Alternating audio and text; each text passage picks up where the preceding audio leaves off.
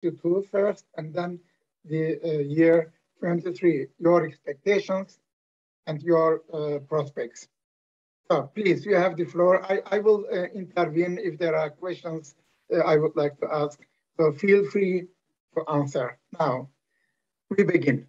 First of all, to Sayan, Professor Bagci, thank you very much for the enormous privilege of working with you, interacting with you, and with your colleagues.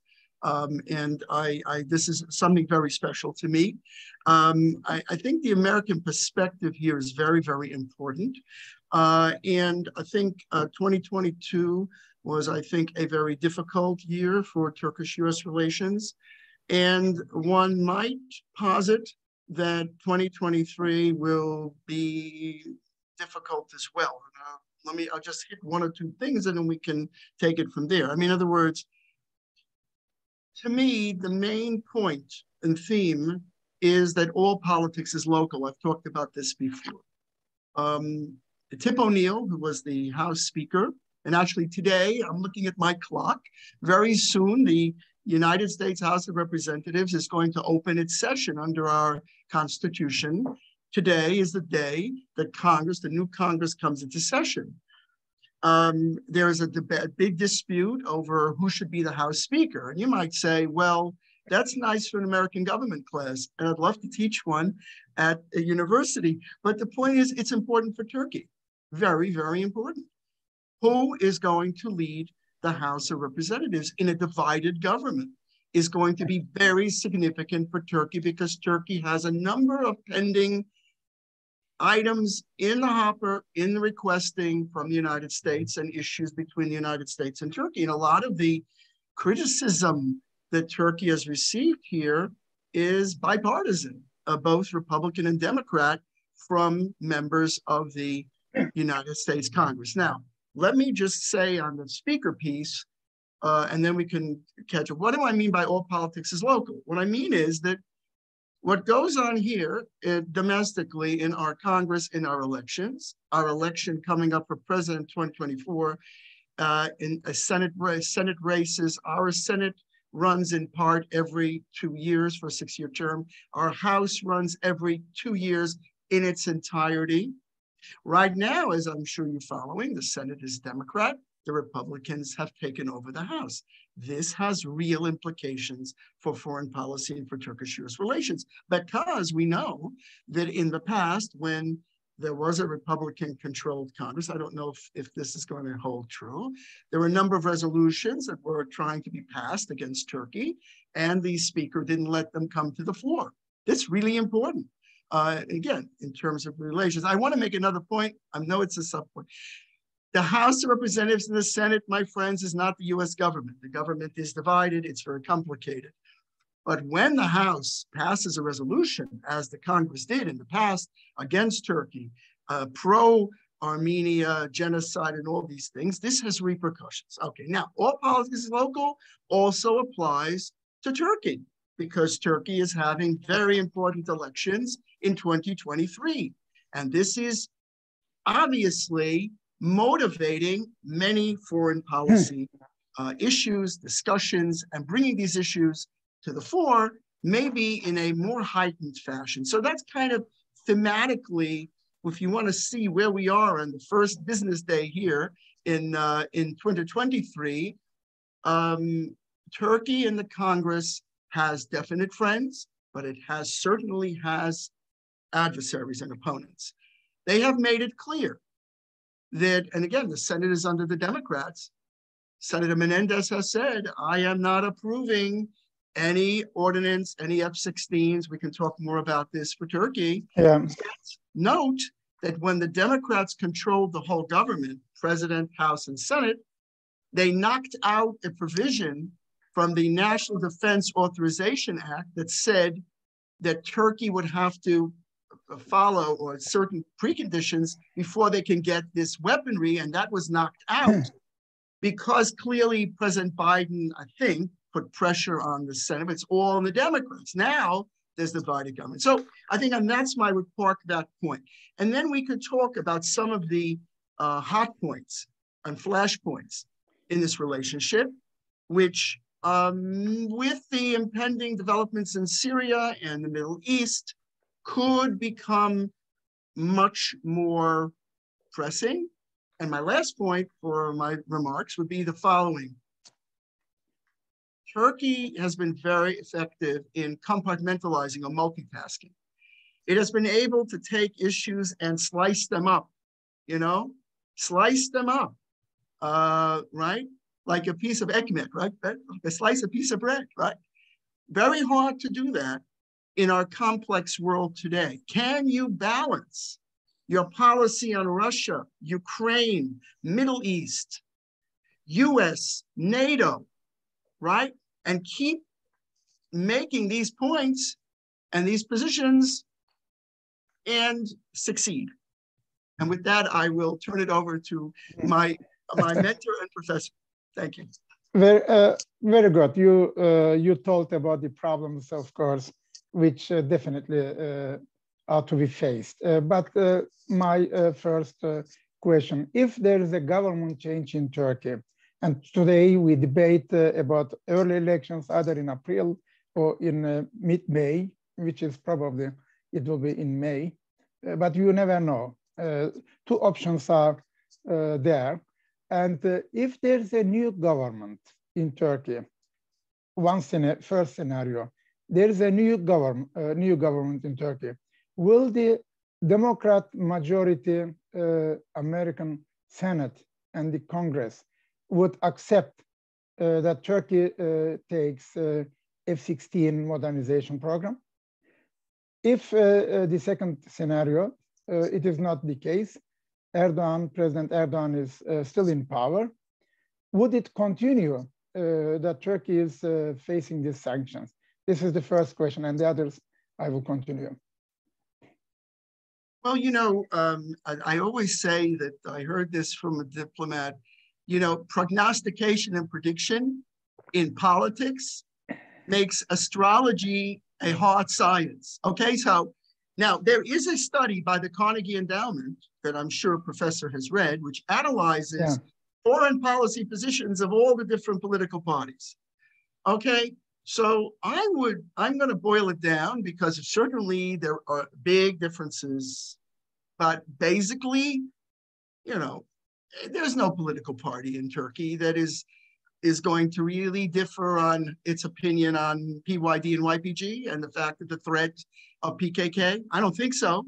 Maybe I'm saying there's nuances here, but if you look at the study that they did, snapshot of opposition parties, there are some differences, but essentially, and I think this is the important point. I'm not trying to drill down on Turkish politics, but how Americans see it. And I think the way Americans are going to see it is based on, if there is a change in government, what is the result in terms of policy? What is the result in terms of policy, particularly in Syria and all the other hot points, on Greece, on Syria, on Eastern Med, all these points. And I think that's how American policy leaders will look at that. Okay, but I think the basics, what I wanted to say, the other point, the basic points, I don't think there will be a great difference, although hard to tell because of the longevity of the AK party. But as far as President Erdogan remaining in power, you're going to see the same compartmentalization and these very interesting maneuvers to deal with these issues in the way it's been dealt with. I don't see a tremendous difference, but I would caveat that because if there's an election and President Erdogan wins, then that's a different story. Then there is no election impending. Now there's an election pending election. So there's one way of proceeding. The other point I would say is, of course, solving the problem of the economy is very important. Okay. Make a difference. Economic problems are there. This is true. But coming back to Syria, Turkey is now dealing with Syria together with Russia. So the discussions have already started. And suddenly, we see this new situation.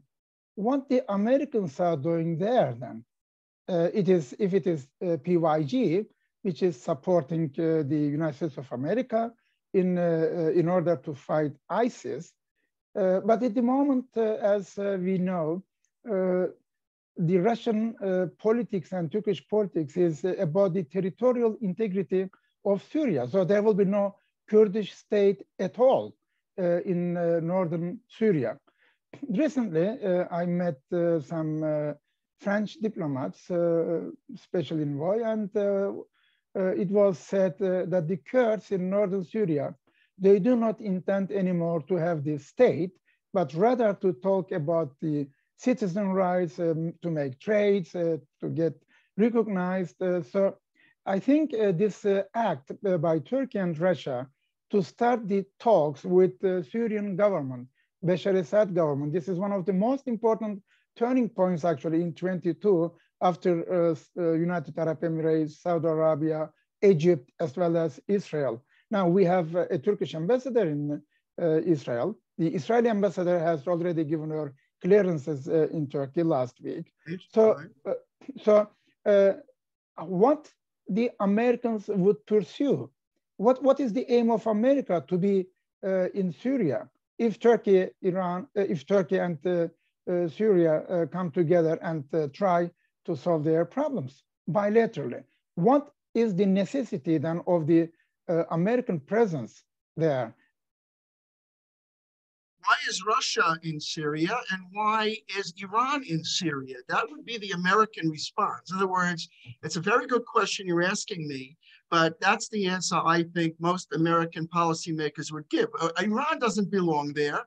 Iran should get out of Syria. And as far as Russia is concerned, it's there for its geopolitical reasons and also the close relationship between Syrian Orthodoxy and Russian Orthodoxy. A lot of reasons why. As you say correctly, the Turkish-Russian-Syria discussions is a major turning point. It's a completely different approach because I think what President Erdogan saw is that it wasn't, the other trajectory wasn't working. So, Syria and Turkey have had good relations in the past. But of course, I think, Assad's been referred to as a butcher and a madman. So it's a little bit of a tricky situation. But this policy right now, where you have the United States supporting the Kurdish forces to fight ISIS, has been a big issue. If you look at the statements of the United States Secretary of Defense and other officials, the American administration was hopping mad about the fact that the Turkish military endangered American soldiers in Syria. If that's what's happening there, then the Americans are going to want to remain in place.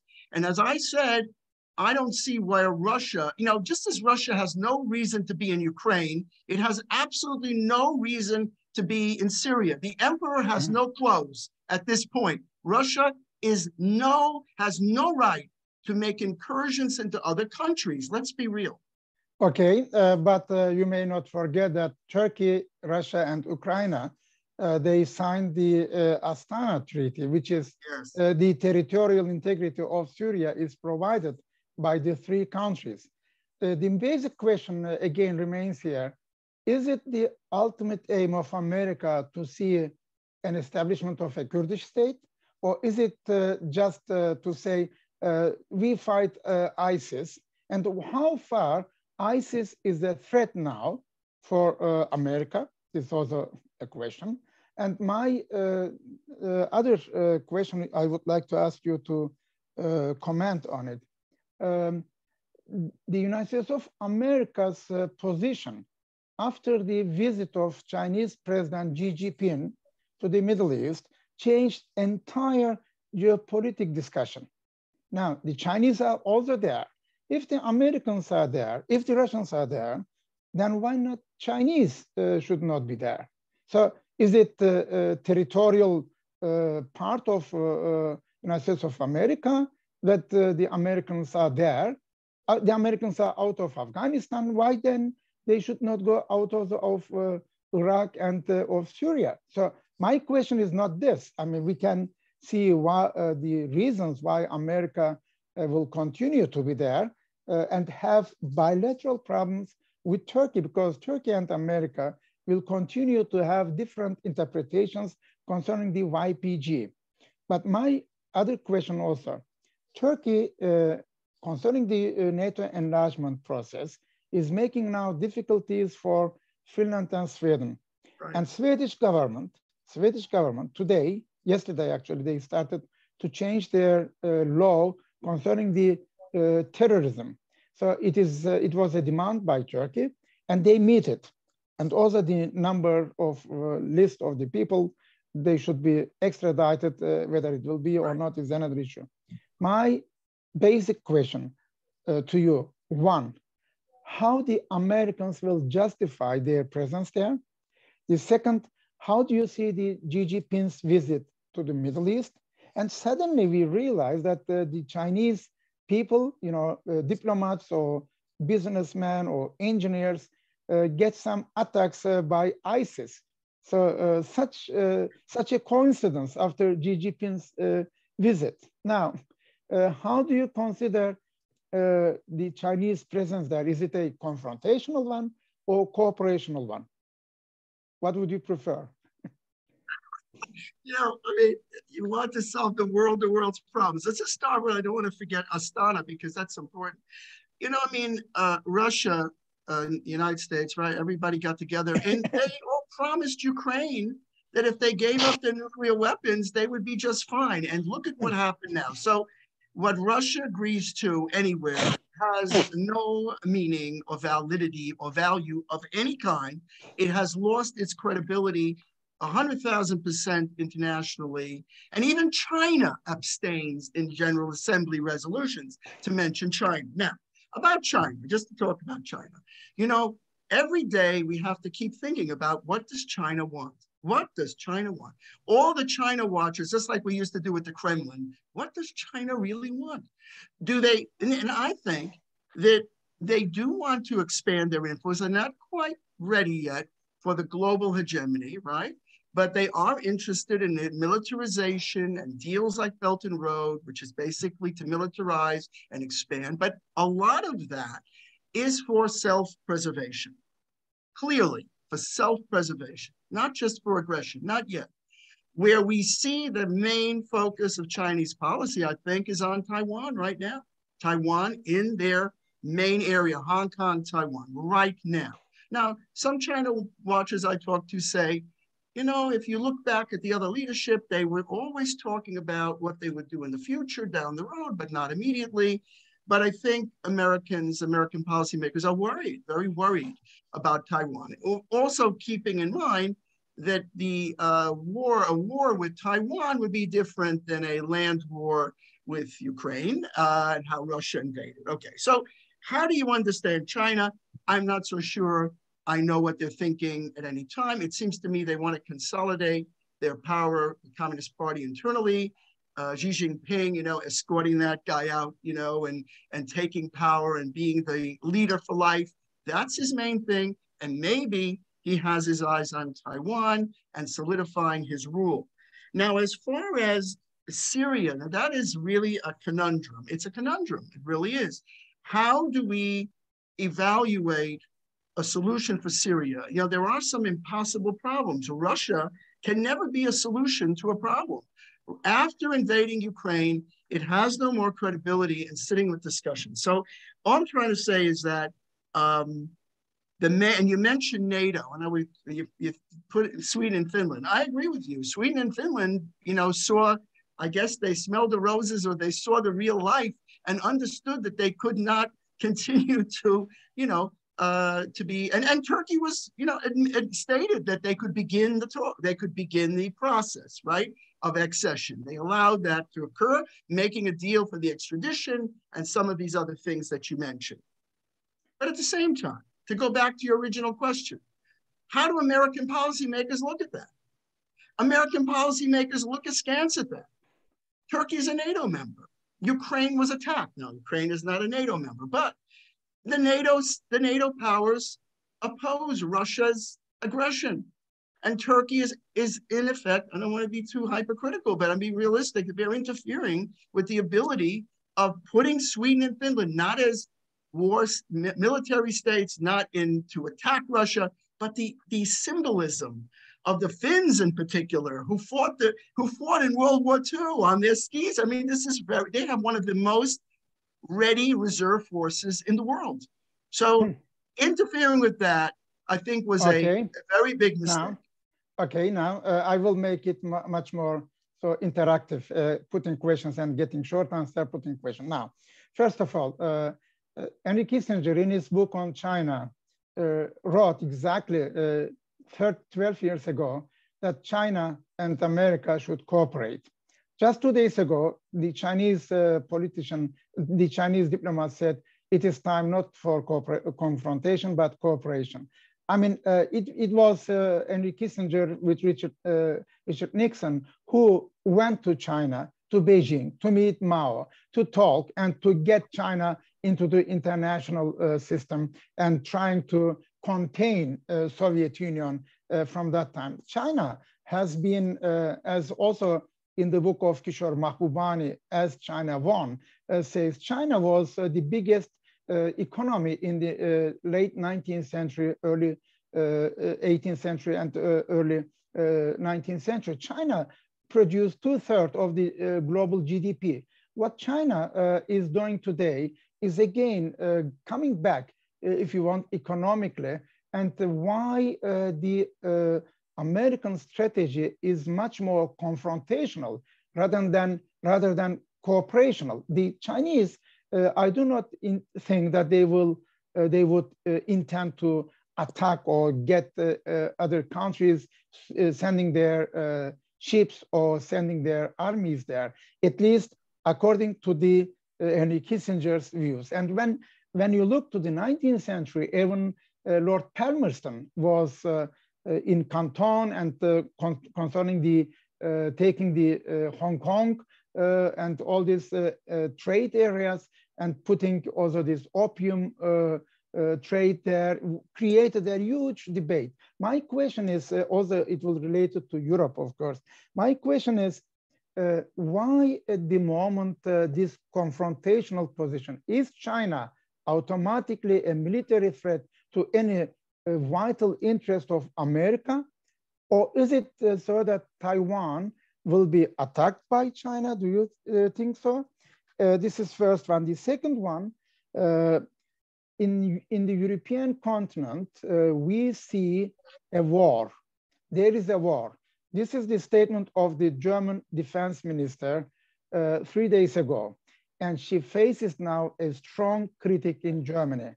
As she said, we have war in Europe. Instead, it is expected to say we have an attack of a country on a neutral country. Now, my question is, the Americans and the British, at least so far, seems to be the winner, including the military bases in Greece. You talked about the Turkish-Greek relations, but we know the Americans prefer the Greece as a new military base in this part of the world. Two questions. One, do you see that Americans are the winner of this war between Ukraine and Russia because the Americans sold so many F-35 jet fighters to European countries where we are out of this project, which was wrong to my view. I have my clear position there. But the second point, the German Prime Minister, Chancellor Olaf Scholz, has written an article in Foreign Affairs. I'm sure you saw this, Zeitenwende. This article actually also shows how Germany, as a new emerging power in the heart of Europe, cannot resist, on the one hand, on American pressure, but on the other hand, they see the reality that they will talk to Russians. They cannot neglect Russia as a future trade partner. As Olaf Scholz said, the war is finished, then the next day we will start the negotiations with Russia. How do you interpret, how do you evaluate these developments? Okay, so that's the whole world almost. Okay, so China, all right.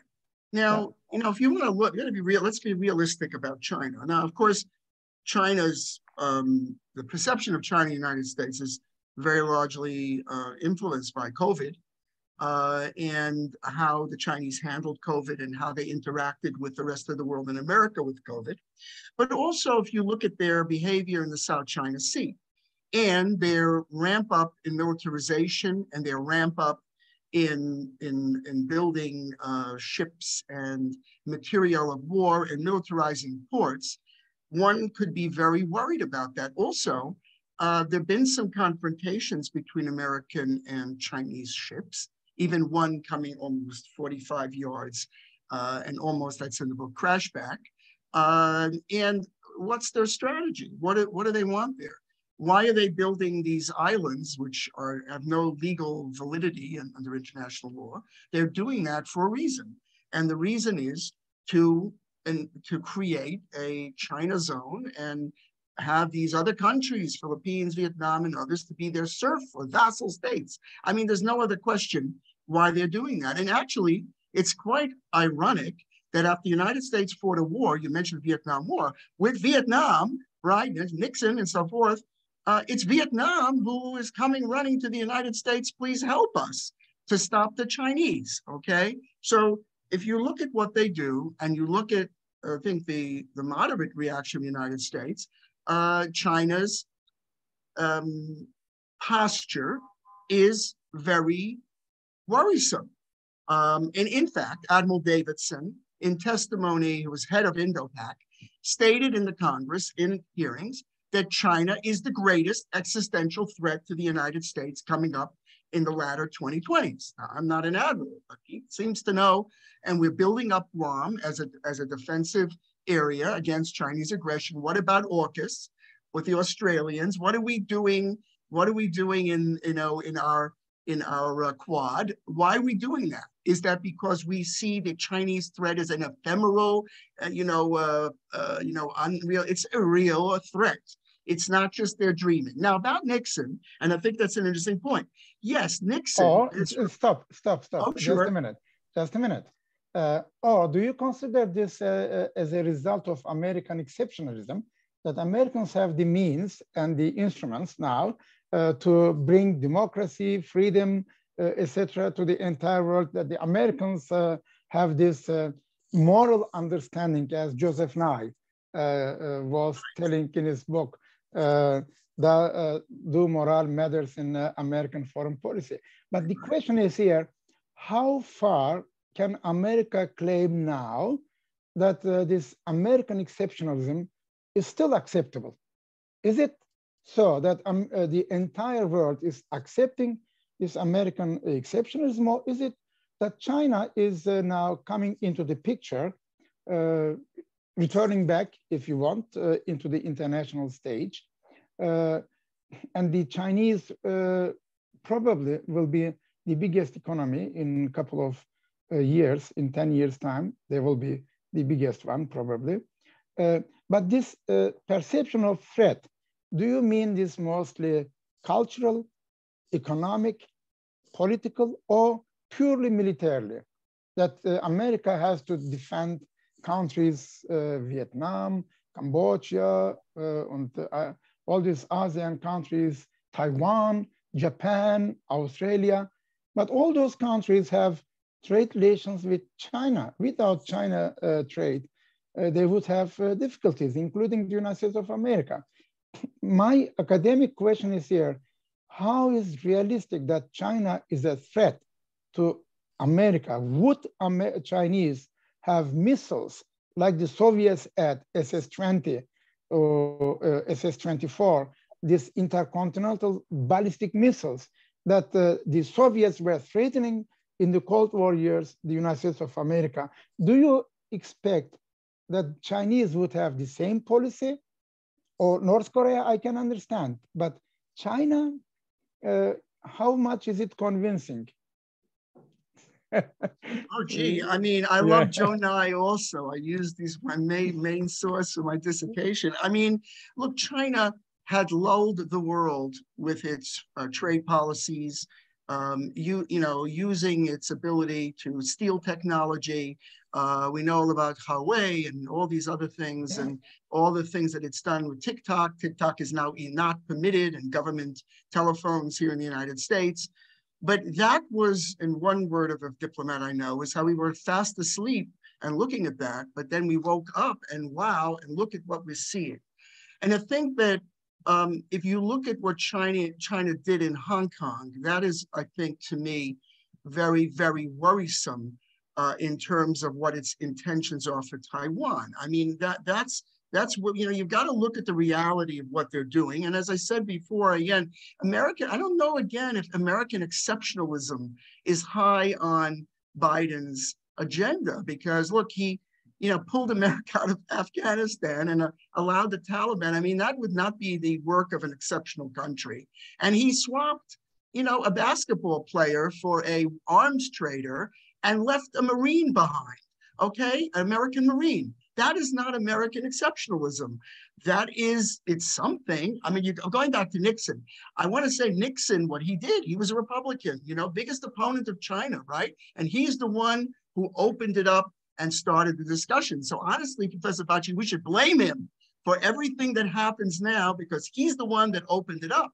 Had he not done that, but opened it up, and then American leadership, Clintons and others, oh, we're going to start trading and we're going to have a wonderful relationship. But no, none of that ever came to fruition. And now we're looking at the result of Belt and Road, and, you know, forcing countries into bankruptcy, into militarization of ports. What is the reason for the string of pearls? What is the reason? No, to get to your point, your points were so absolutely profound. I need to defend the concept of exceptionalism and say that I think that, yes, there may be parts of the American political or the polity that thinks about that, but in a pragmatic world like right now, where Russia invades Ukraine, I don't think we have time to really pursue that. I think we need to pursue stability and end of war and ceasefires. As far as Germany, and I want to get this in,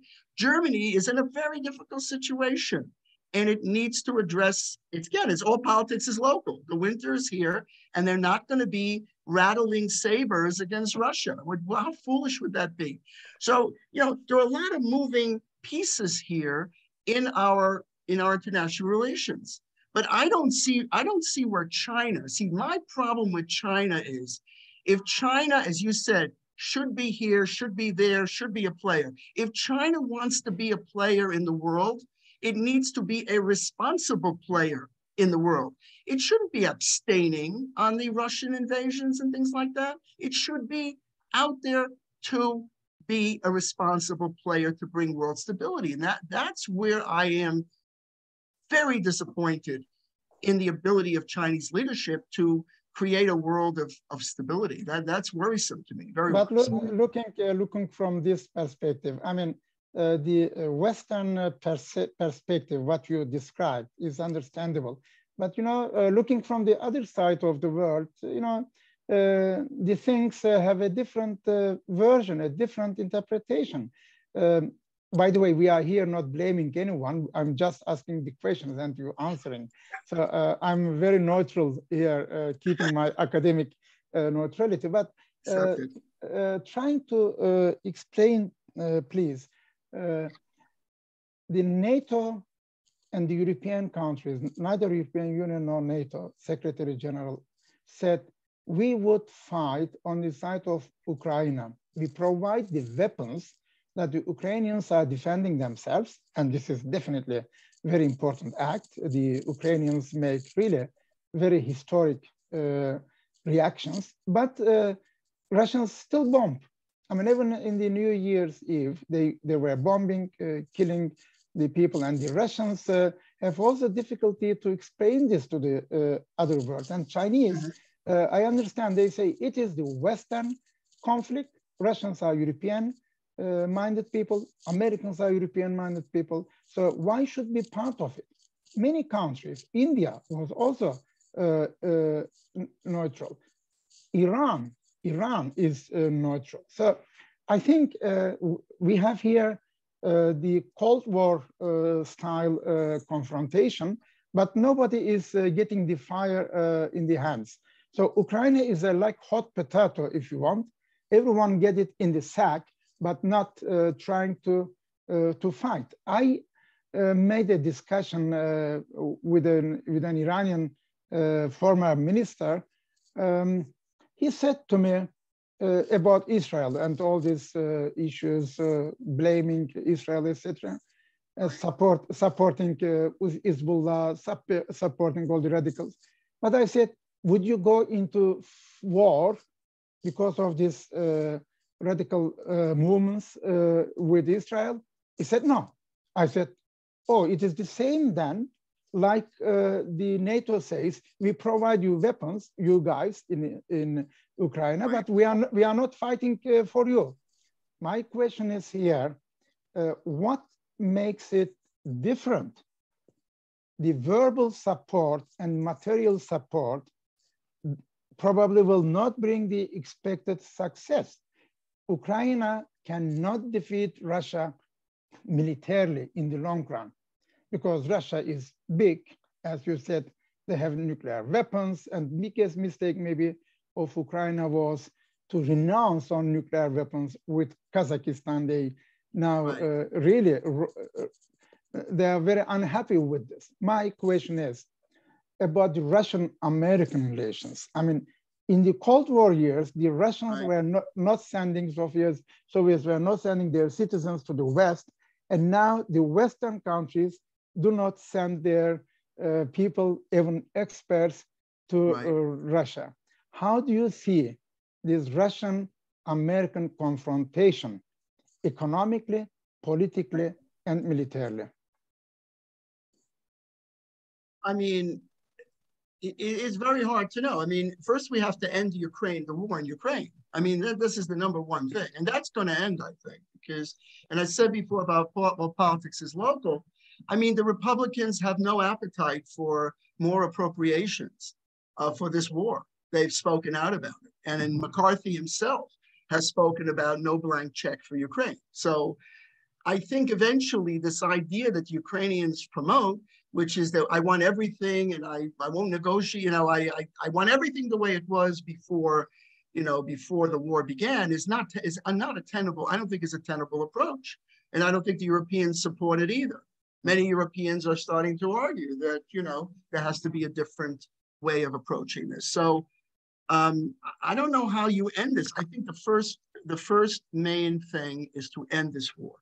And I don't know exactly how to do it because I don't know how anybody saves face. You've got Zelensky coming to the US Congress to speak, and that's gigantic, right? And bipartisan support. How do you deal with that going forward? Very, very difficult. I think that, you know, maybe as I think they've spoken about the idea of Turkey as a moderator or something like that to bring about a solution that everybody can live with. That's the first step in my opinion. You're muted, Professor. Sorry, but the question is still not answered. Why Russia does not fight on the side of Ukraine if the Russians do something wrong, like the entire NATO countries? You mean why the Americans? Yeah, Americans first. Yeah. Why they don't fight on the side of Ukraine? Yeah. Oh no, I mean that, you know, that would presuppose a confrontation with the Russians, and I think the American policy is that they don't even want American ordnance to be used to attack inside Russia. Why would the United States want to be involved in something further? I think so. I don't know. I'm asking. I mean, that's clear to me. I mean, that's an escalation. Biden has spoken to that many times. He has said, I don't want to escalate this. I don't want to escalate this war. He's afraid of a direct confrontation with the Russians. So that's the reason. Yeah. That's why. I mean, that's cataclysmic. We don't want to go there. From there, from there I go to another question then. Then why the United Nations at the moment is not the source of solution? Why all the countries in the United Nations then have different views than the United States of America? So the American exceptionalism then probably is in question here. If you want to expand further and defend the free world, as Robert Kagan said recently, if you want to keep free world, then keep it as it is. So my question is here, really after the, somehow it will come to an end, no war is forever. But looking to European countries, including the NATO enlargement here, do you expect that the European countries would continue to accept the superiority of America, or would they say somehow enough is enough, winter is hard, and next year we don't know how to do this, economy is in a mess, and you Americans, you make a lot of money selling F-35, and countries like Turkey suffer because Turkey is trying to mediate and dealing with grain deals, dealing with the energy issues. And you tell me that America is not happy with the Turkish foreign policy in Syria, then where is America is happy with any Turkish foreign policy? Any? Tell me. In Israel? Oh, well, no, I mean, Egypt? America is very happy with Turkey's support of Ukraine and provision of drones. You can read all the statements by Secretary Blinken and Secretary Austin. Very supportive of Turkey as a NATO ally, very supportive of Turkey's willingness to work with the United States and Middle East, very supportive of what Turkey is doing with Israel, very supportive on the dialogues with Armenia. Absolutely, there's a lot of very high points here. So I don't think I think on the contrary, if you read the statements, I guess maybe you read below the lines or between the lines, officially the United States position is Turkey is a strong ally and we want to boost our alliance. And so if you look at it a little from the American point of view,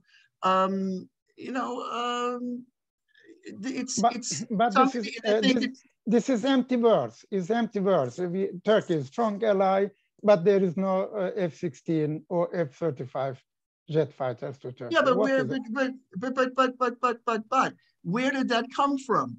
Why did the F-35s get scrapped for Turkey? Why the why F-35s are going to the other countries, but why did the United States eject Turkey and now even ask for rent? Isn't that right? Something like that? Crazy thing? We want rent for the F-35s or something like that.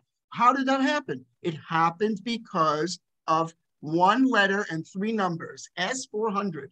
The S-400 is a real dividing point between the Turkey and the United States. And why does Turkey continue to, maybe they want to keep their relation with Russia, but that is a real disruptive point, realistically. And the Congress got together, and it's the American government, and they said, no go, you're out. We're kicking you out. But and that's who kicked them out? Trump, who was the one who tried to help Turkey.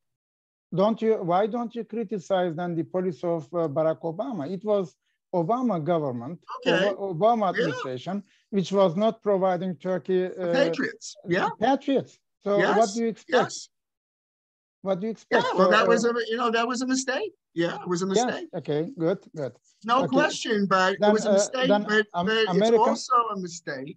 Again, I'm just trying. You're asking me realistically, and I'm not the American government. I'm not just a professor. But the point is, realistically, if you're in the Congress and you're looking at this, and remember, the congressmen also are having constituent pressure, right? That's realistic, right? And they're trying to react. Their constituents are saying, why aren't you doing more on this issue, etc.? And the point was that the S-400... Why the American senators, like chosen by God, that they are under pressure of their constituencies, and the other politicians of the other countries are not. In Turkey also, the people are under pressure. What makes the American senators then so God-given authority? What? Well, do you think that the Americans do not make any mistakes? Or now I put from the other way around. Right. That in China, there is no public pressure. There is no constituency. And the American... Beautiful. Yeah, which means that their system is devoid of value. It has no validity and no value in a world where Turkey, US, and other countries promote the ideal of democracy and freedom of thought. And if I walk on the street, I'm sorry to say this, I hope nobody is facially recognizing me when I walk on the street, and all of this nonsense This is in the American ethos. At least you say in the principle. Maybe these are empty words. Maybe they're not. Maybe this book called the Constitution is an empty book, but we don't think so. We don't think so. Our senators, when they come into office, swear to uphold the Constitution. It's sacred. It's not the Bible. We're separation of church and state. But in our country, the Constitution is a document that we respect. And the idea is the senators are not divine. They are not, gifted with omniscience. On the other hand, they need to stay in power if they want to get reelected. And the way you get reelected is the constituents have to vote for you. And the truth of the matter is that, and let's be realistic, there are lobbies in the Congress, and the lobbies are very effective. Perfect, but why should we suffer?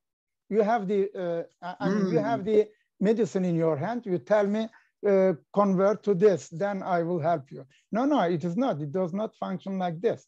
I mean, my question is here really, and this is a new debate in the world. The world is not anymore as before. I think the American soft power, what was really so much effective, probably it is not anymore absolute validity. So when I talk to people from Africa, I talk to people from Asia. I mean, this American Congress and American Senate, they take the decisions, and we know concerning the consequences of these decisions are wrong. I can, you know much better than I do all these American interventions around the world, and how the American authors and the politicians, I followed all these American presidents' moral understanding, from Woodrow Wilson, let's say, to Roosevelt and Donald Trump. Now, my question is... You're linking Woodrow Wilson with Donald Trump. Okay. No. I wasn't so sure. No, Woodrow Wilson's 14 points. Yes, exactly. But they are all Americans. I mean, yes. My question is here, and this is really a question for the future, because we will have now a new generation in the entire world of not value-based policy following the people, but rather more geostrategic, geopolitical value following people.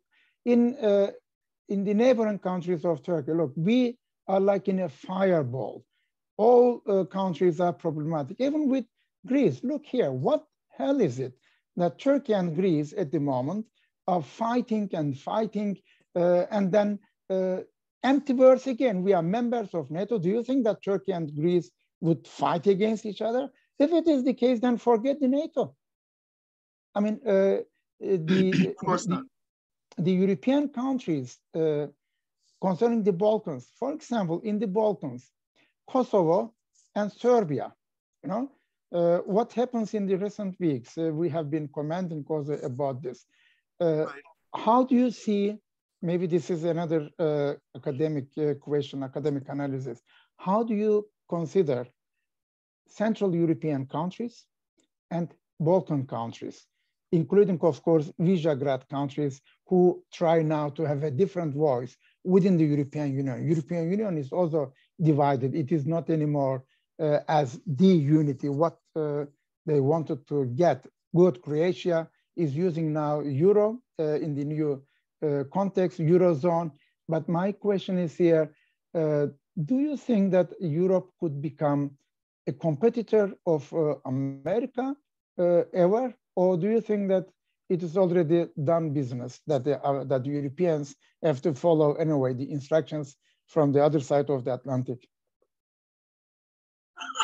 So you hit so many points. Let me just hit a few of them along the way here, because I don't want to let them go. First of all, I'm going to hit your European in a moment, because European unity is something we know historically is not a glue that works very well. I mean, we've had the wars in Europe, and we've learned that the idea of European unity and rivalry, that you can't put Humpty Dumpty back together. You fell off the wall, you can't do it. We've seen it over and over again. Now, to go back for a moment, just a couple things. United Nations, I can't hesitate to say that the United Nations does not reflect an American ethos. It doesn't. There's a veto, and Russia has one, and China has one, and they use it. The only time we went to war in Korea because Russians had stepped away and they didn't have to use the veto. The UN General Assembly, the concept of one state, one vote, is moribund. It doesn't work. It's meaningless. I like Palau because they vote with the United States. I checked in Costa Rica. But why should Palau, the little island, I actually knew the guy. I used to teach at NYU. He was also a professor there. And he's the advisor of Palau. There's like 10 people living there. They have one vote. China is a mega, billions of people, one vote. Ridiculous. So, and also, if you see the activity of that's another discussion for another day, the UN's effectiveness due to the veto is not, it's kind of President Erdogan said, the world is bigger than five. I think he's got a great point there. Now, about Australia that you mentioned, about all these countries trading with China. Well, yeah, Australia trades with China, but when Australia took the temerity to criticize or question how did COVID start in China, China took, like we say, an elephant to stampede a mouse. They took a hammer and hit Australia over the head with all kinds of trade sanctions that were crippling against Australian beef. So now, about the Europeans and Americans, I can't let this go. You mentioned Wilson, you mentioned without American intervention, you mentioned intervention, and certainly nobody's not defending intervention, whatever that might mean. But hey, let's be real here. Without American participation in intervention, call it what you want, and the leadership of a Franklin Roosevelt or a Wilson or others, World War I, World War II, Korean War, and others, the world as we know it would not be what it is today. It wouldn't be a free world. There would not be a free world. And how did that happen? That's because we had unity, right? Even with America, with Russians, Europeans, yeah, great. So in order to pursue peace and freedom, you need unity. And we don't have that today. America is not in the same position as it was before. Yet, I think it would be appropriate to give some reminiscence and some credit to what America did in World War I and World War II, because up against, and that was a world war. The free world could have lost that battle. And I don't think we need to have, and this is another point, I don't think we have, you mentioned sort of in passing, America, Russia, China. I don't think we need to have another Angola crisis where you have proxies fighting wars over resources and things like that. We're in a whole different situation now. And what crossed the line, two things crossed the line: America's pullout from Afghanistan and Russia's invasion of Ukraine. Those things shifted the kind of homeostasis of our international relations, and we're off balance now. America is not, maybe in Europe, seen as the go-to power.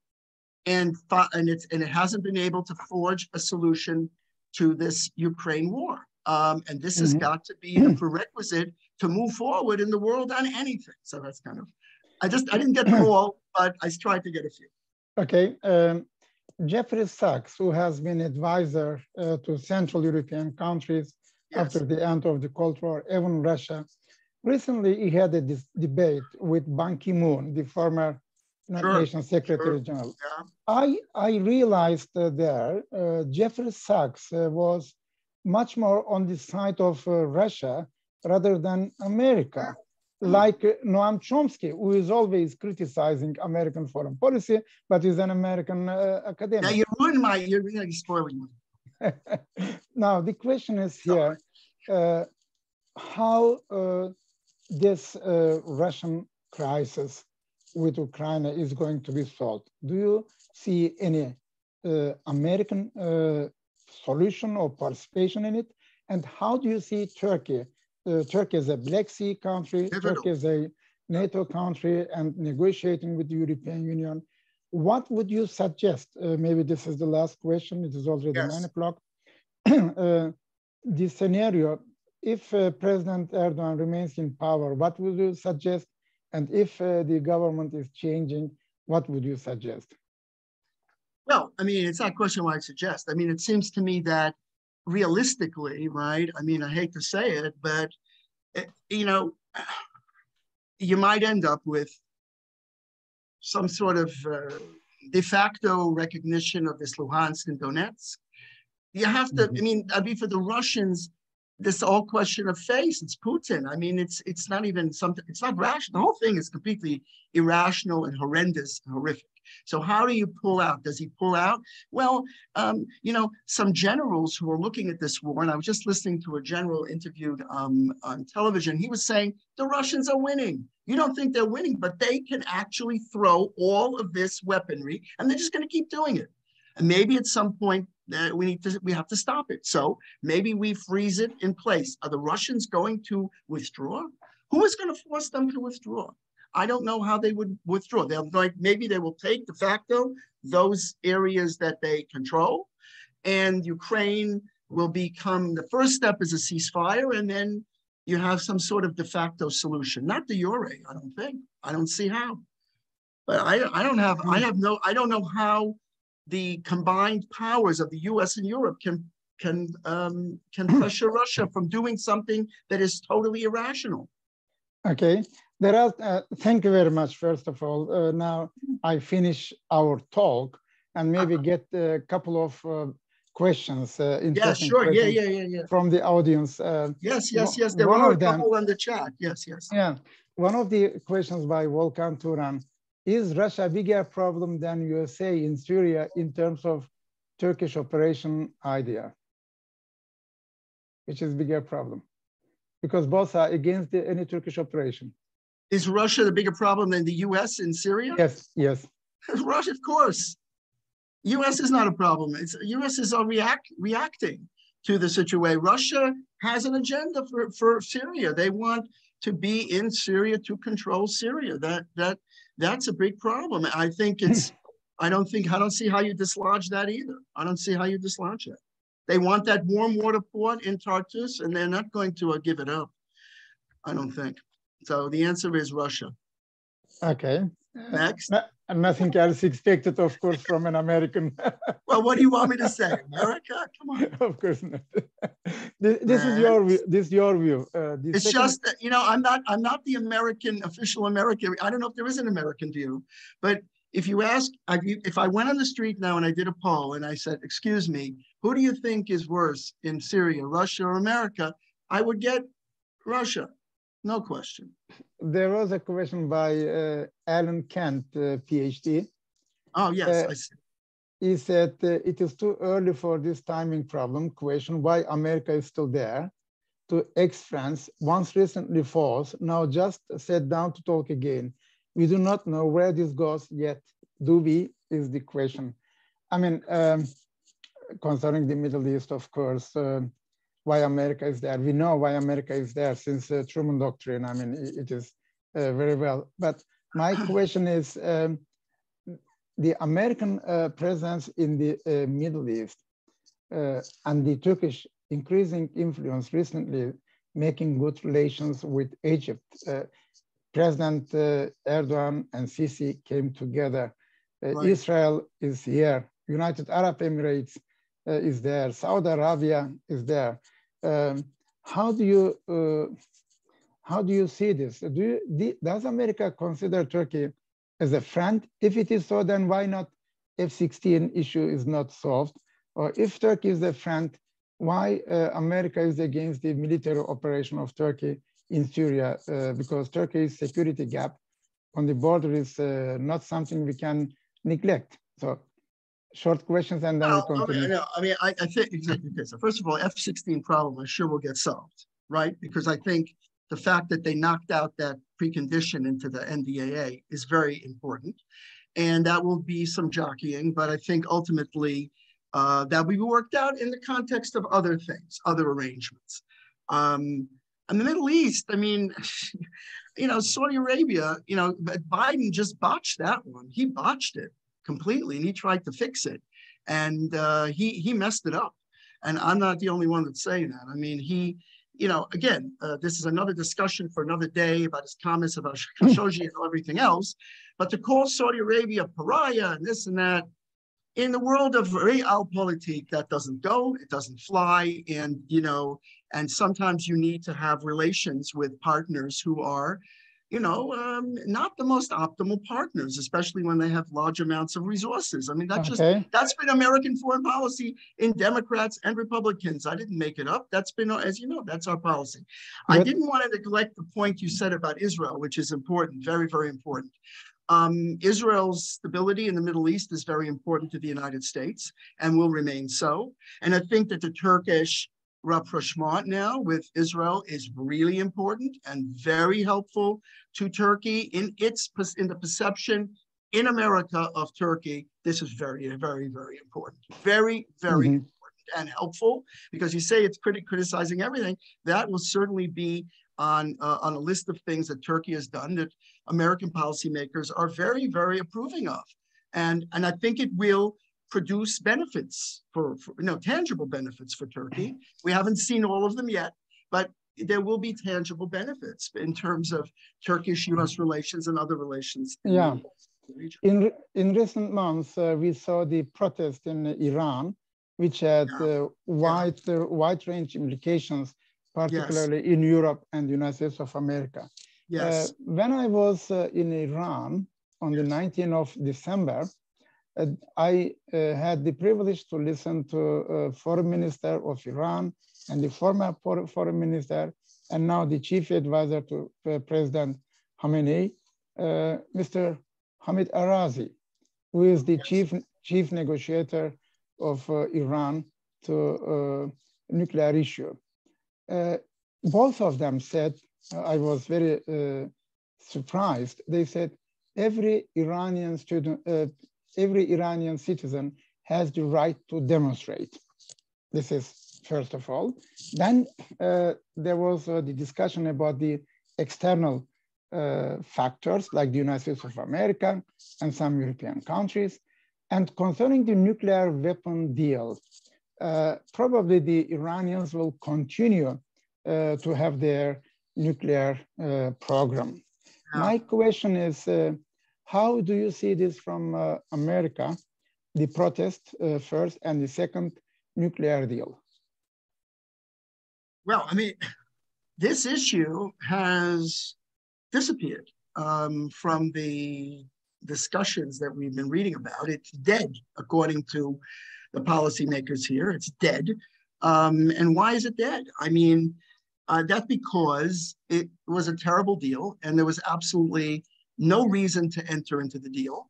And that's not how you operate if you want to prevent countries from going. We have North Korea as a nuclear power, and all they do, they starve their people, but they shoot off missiles. I mean, if this is how Iran's perception is, in terms of what you see in the news today. I mean, I don't know how that advances the deal, because why they're I was going to use a very bad pun, but they're radioactive. Who would deal with them after what they're doing to the protesters in the street? Who would want to make a deal with them? I mean, that's exactly where American policymakers are shunning the subject. The subject is just not being discussed. So, I mean, where is the justification on their part? Where is their justification from needing a nuclear weapon? Why do they need nuclear energy even? Why do they need it? They have ample resources to supply energy and to export energy. Then why not? Why not? Why not? Well, they can have it if it's purely for nuclear energy, but no, they shouldn't be able to develop. We the Turks, we need nuclear energy at the moment. Yeah, that's fine. That's fine. But the Russians, the Russians pay cash, and they also tell that Turkey should be hub of energy. So it brings, of course, Turkey much more closer to Russia. So I'm all for Turkey's nuclear plant at Akuyu. I'm all for that, or for nuclear energy. I'm not happy the Russians are doing it, but I'm all for it because Turkey is a growing state and it has a big economy and it needs energy, of course. But if the purpose of the Iranian energy is to build a bomb, then that is anathema and that's unacceptable and violative of all international agreements. And here's the other difference, I think. Russia, but even in the Cold War. But you still negotiate. No, I don't agree, because in other words, it all throughout the entire time where we were maybe discussing whatever, they were developing, we know this, they were developing a bomb, and with secretly.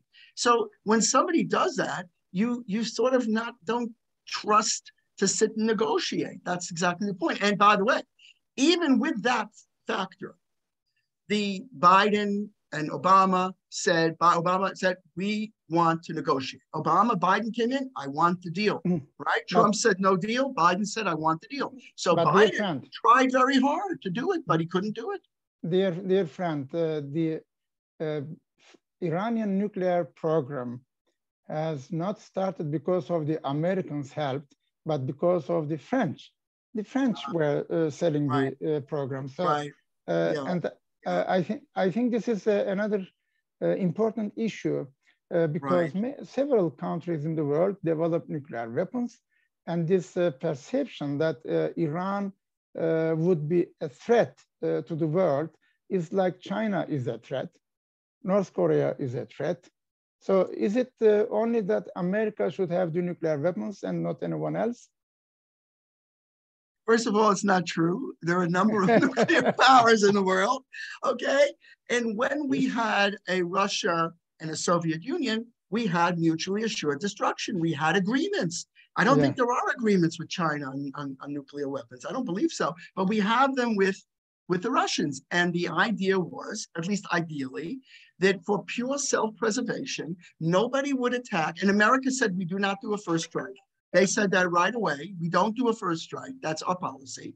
And we had these negotiations. And happily, we didn't have a world war, right? We didn't have one, right?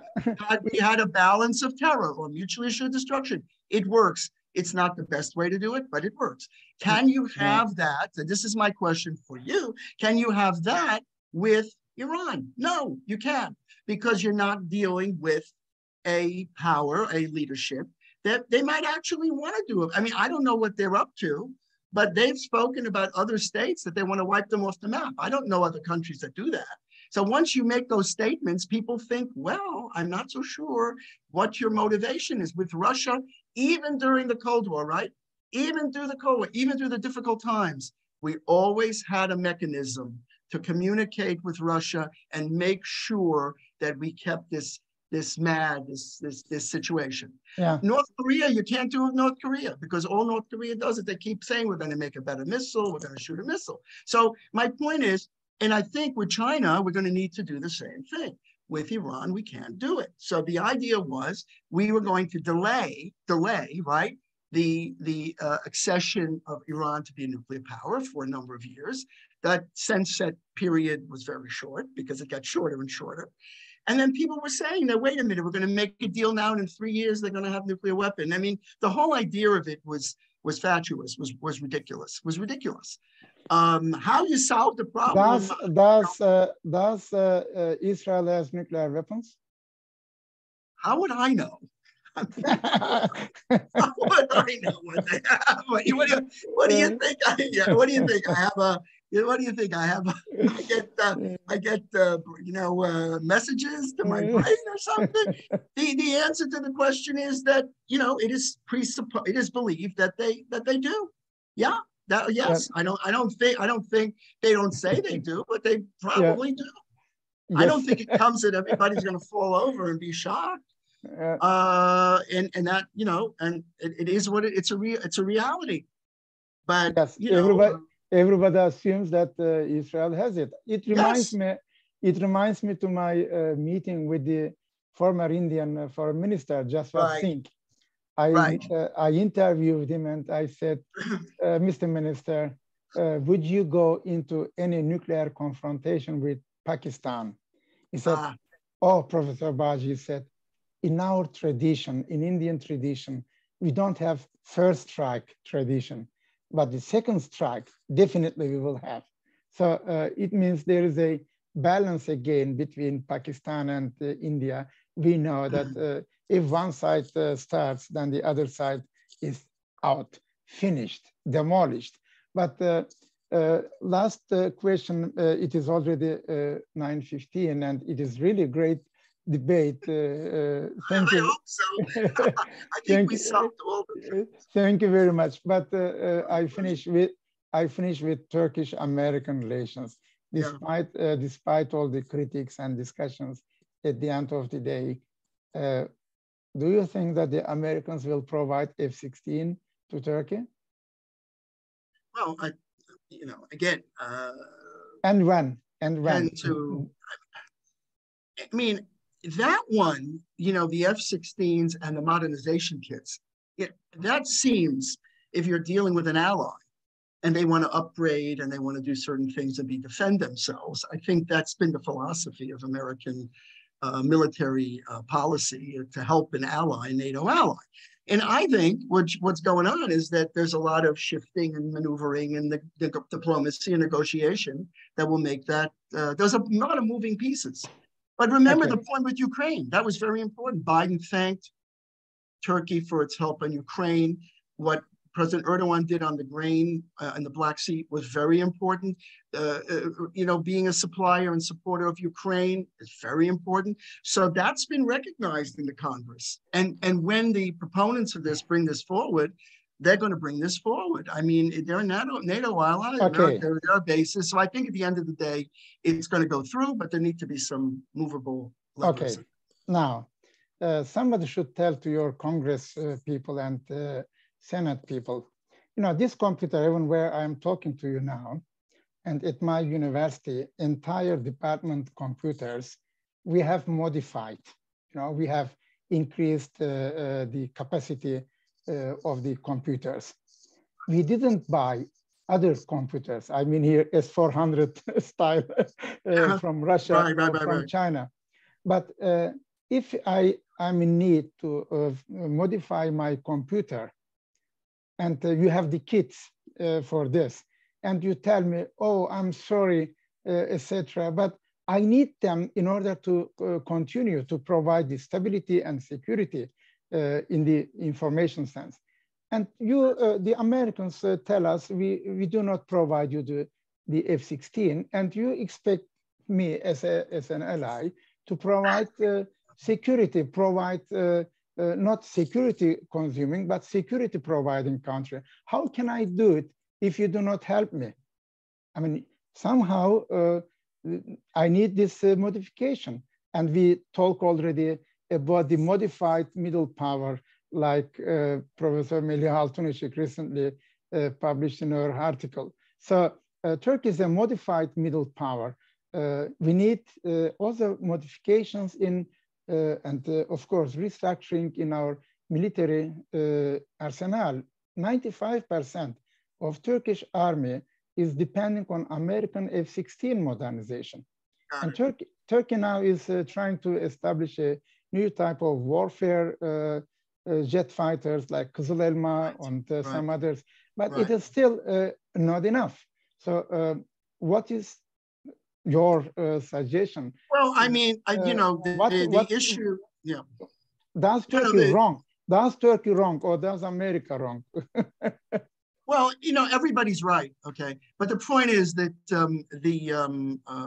the provision in the National Defense Authorization that said that they could not get this ordinance was dropped out, but they put in the preamble to the bill that no NATO power, no power can use weaponry given by the US against a NATO ally or something like that. So, I mean, I don't know, but I'm supposing where the point was that a number of the congressmen said, well, if we give the F-16s to Turkey, they'll use it against Greece. I think this is what I was reading. No. I mean, don't say this is not me. I'm just telling you, this is what Congressman Pappas and Malliotakis and others were saying, and Menendez, this is what they were saying. So, the same way where they attach certain requirements to, I know it's insulting to do this in a way, to assume that somebody would do it, but maybe there is a way to work. So I'm only quoting from what I read in if you read the statements of Menendez and these congressmen, you'll see they are influential in this regard. They weren't able to overcome the administration, but maybe there is some kind of side deal or some sort of how the ordinance will be used. And I think that a secret deal, when the ordinance will not be used, it's obvious there isn't going to be any use of it anyway. I mean, that is, I agree with you. It's absurd. In 1964, when Turkey was mentioned by Johnson, Turkish Prime Minister said there will be a new world and we will be part of it. I mean, it was Cold War years. So, in other words, it is to expect, of course, that American Senate now, with this new structure, of course, Democrats and the Republicans, vice versa, that they will come to the common sense and overrun Menendez or Menendez style people who do just act according to some lobbyist interest, not United States of America's interest. You said exactly that they are the lobbyists. No, I agree, and I think the Republican control of the House will be very helpful in this regard. It will be very helpful because it will suppress some of these things. And we've seen in the past, the Republican-controlled House has been more amenable to Turkey's interests. And I think that, you know, when you say these things are right and wrong, you know, again, the system of our government is based on constituents electing and supporting congressmen. And a lot of things they say, maybe they don't believe them, but they say them in order to remain in office. And that's unfortunate too, but that's the system. So I think that at the end of the day, Turkey will get this. And I mean, I don't think there's any question, but you know, I think so. I think they need it, and they're an ally, and they should get it. You know, that's just obvious. It's obvious, but I can't speak for why Menendez does what he does. You know, he says what he says. You know, and he's the chairman of the Senate Foreign Relations Committee. Can you imagine? So you know, that's just the way the system works. And you're right. They have no divine powers, none. Exactly. Or judgment. We are academics who have the responsibility to tell how the historical experiences tell us what is the right decision. But this, with this stuff that we debated tonight, it will be, of course, a further discussions in coming months. So it will be a very interesting year. 100 years of Turkish Republic, 100 years of Lausanne Treaty, and the Turkish-American relations will have another interesting year, I would say. I thank you, all your genuine and sincere responses, answers, and your wishes. And I thank also to all our participants that they had tonight, 120 minutes non-stop discussion, very high level, I would say, and lovely discussion. Thank you very much on behalf of Turkish Foreign Policy and my dear assistants, Cemre, Edanur, and Betül, who have been very instrumental to organize this. And of course, to you, Mark, keep in touch and hopefully use. And I wanted to say in conclusion to you, Sai and Professor Bagci, and thank you to Cemre and Edanur, that I am hopeful for good Turkish-US relations in the future. I believe that those are indispensable to the benefit of both countries and to the region and the world. And yes, yet while the two countries might have differences, no question, friends have differences. We're going to work out our differences because it's going to be a better world, because if Turkish-US relations are good, the world will be a better place. So I really, in my heart, believe that. And Turkey is very, very much in my heart. So have a iyi akşamlar. Thank you to everybody, and thank you, Professor Bagci. Thank you very much, and see you next time. All the best to everyone. Thank you.